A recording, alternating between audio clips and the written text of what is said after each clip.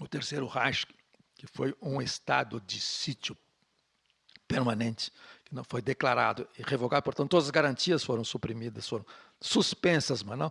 Isto é, a Constituição de Weimar previa para a sua autodefesa a sua própria suspensão. Essa ideia de estado de exceção é isso.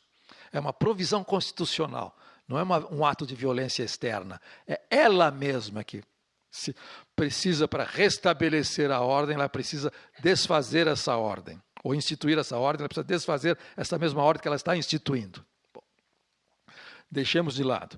Isso quando isso aparece, a nomenclatura não nos interessa muito nesse momento, e nem eu vou tratar desse aspecto preciso, que é a ideia, o estado de exceção do ponto de vista jurídico.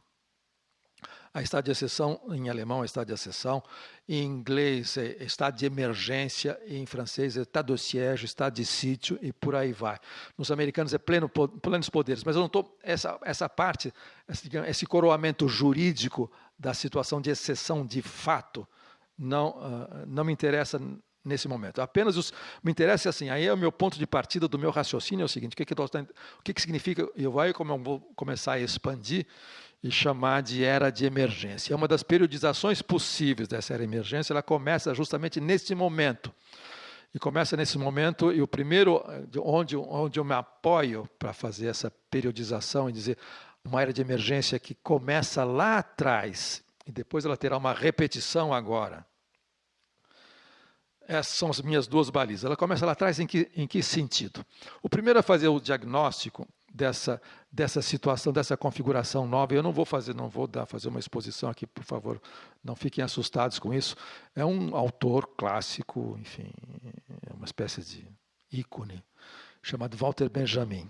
Ele publica em 1940, não publicou, ficou inédito, ele escreveu em 1940 umas famosas teses sobre o conceito de história. Uma das teses em que ele revê a ideia de história, do conceito de história, ele diz o seguinte: o estado de exceção, aí eu uso a expressão alemã mesmo, Ausnahmezustand. O estado de exceção em que nós vivemos agora, do ponto de vista dos oprimidos, não é uma exceção, é a normalidade. Ponto, um pequeno comentário.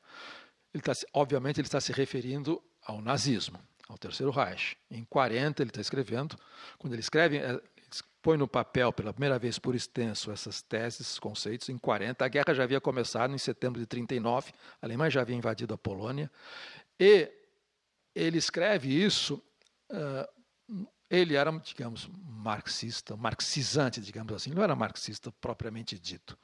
Como dizia o Brecht, que gostava dele, mas achava ele meio diferente dos outros, ele achava que era um rabino marxista, que tinha uma concepção messiânica, judaica da história, e ao mesmo tempo se dizia marxista também, escrevia como marxista, e tinha como norte, num certo momento, a União Soviética. Mas a União Soviética, em 1939, havia acabado de assinar um tratado com a Alemanha, um tratado de paz, uma aliança com a Alemanha nazista.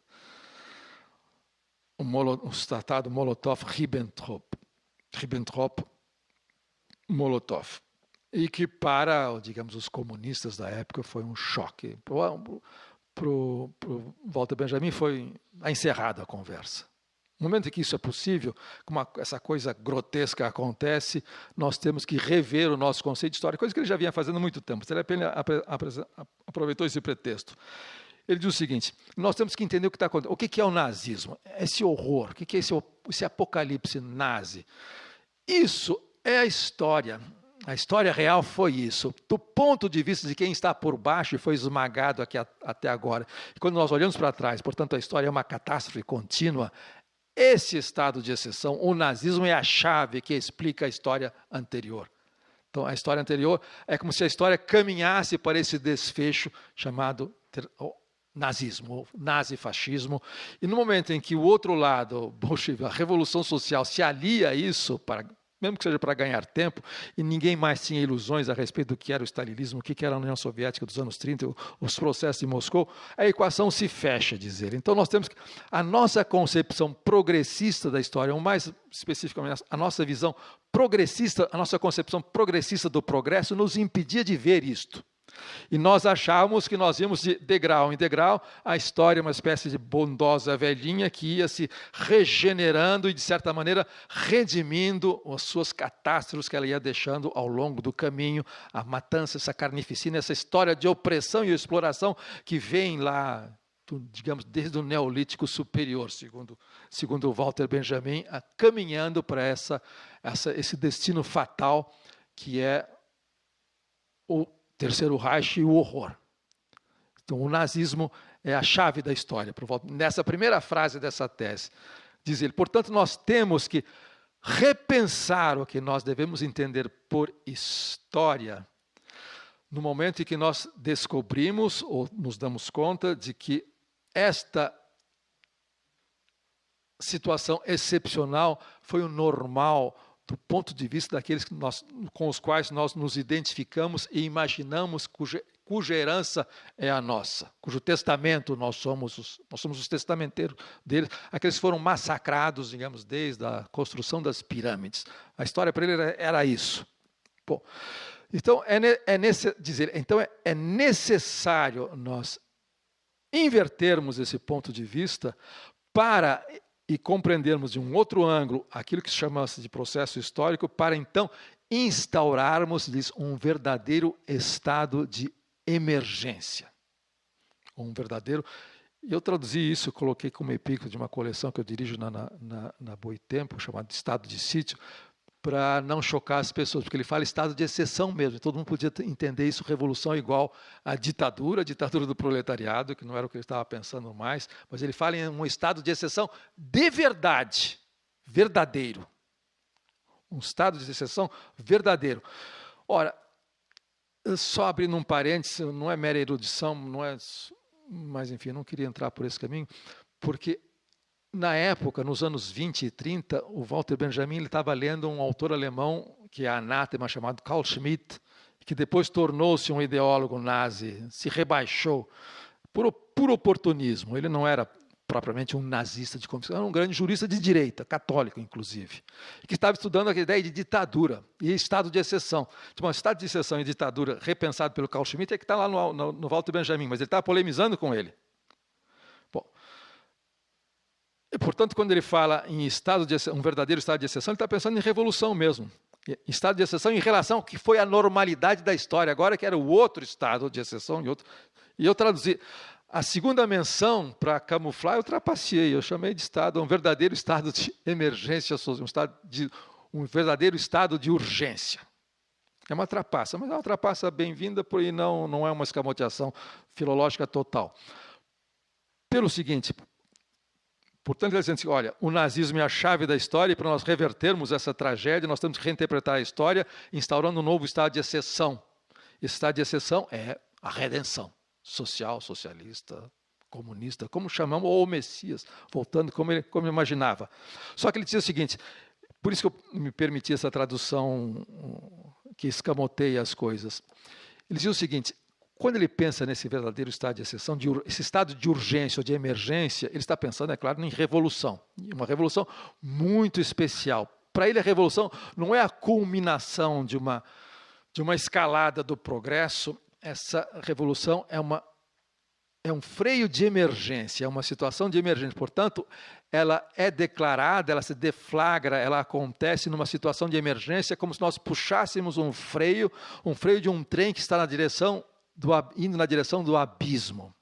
Porque a história é uma história de uma catástrofe. Então, a revolução, para ele, era o último recurso antes do perecimento da humanidade.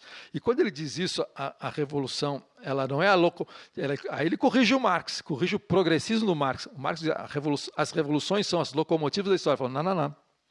Desde que o nazismo apareceu e nós retrospectivamente vimos como é que a história se encaminhou para isso, portanto não é um acidente, não é uma aberração, não é uma uma selvageria, não é a barbárie, é uma barbárie, mas é uma barbárie que tem como resultado histórico. Desde que nós percebemos isso, nós devemos entender a revolução não como uma locomotiva, mas como freio de emergência. Alguém que num trem, em disparada, rumo ao abismo, puxa o freio de emergência para deter a catástrofe. Portanto, a revolução não é essa promessa, não é essa passagem a um degrau superior, a um novo patamar da história, subindo de degrau em degrau, de modo de produção em modo de produção. Ele rifou tudo isso, de certa maneira, e compreendeu de um outro jeito. A maneira pela qual ele compreende essa emergência, para nós é interessante, porque ele diz o seguinte: a ideia de você progressista, de olhar para frente, para esse futuro que está sendo construído, ela tem que ser revirada do avesso, diz ele. E nós, esse horizonte de expectativas que se tem, que a revolução, portanto, é uma expectativa máxima que vai ser desentranhada da própria situação que a história dos modos de produção até o capitalismo engendrou. Ela tem que ser posta de lado e nós nos voltamos para trás, olhamos para trás, para o desastre acumulado, e nós, de certa maneira, essa expectativa, ela vem lá do fundo, lá de trás. Ela vem de todas as derrotas, de todas as catástrofes, de todos os desastres que a humanidade oprimida, esbulhada, sofreu, padeceu. Como se elas estivessem ainda inacabadas e esperando que nós, no momento específico, lá na frente, olhássemos para trás e fizéssemos elas ressuscitarem, ressurgirem. É como se as expectativas que o progressismo de todo o século XIX projetou lá para frente estivessem lá atrás. Nós fôssemos solicitados por expectativas que viessem lá de trás. Isto é, como se pensando em 17... A Revolução de 17, o que aconteceu com a Revolução Russa, a Comuna de Paris, junho de 48, até as revoltas, as grandes revoltas, os grandes motins da Revolução Francesa, e mais para trás, a Revolução Inglesa, de revolução em revolução, de massacre em massacre, de desastre em desastre, houvesse uma espécie de coro de mortos que ainda não passaram para o outro lado, esperando que a gente faça alguma coisa e os tempos se reúnem. Por isso que o Brecht chama esse cara é um rabino, é Messias, que é uma concepção messiânica, mas ele poderia dizer, mas ele se suicidou. Você poderia dizer para o seu amigo Brecht, mas o que você quer a essa altura, quando Stalin abraça o Hitler? Que você quer que eu seja o quê? Acredita em progresso?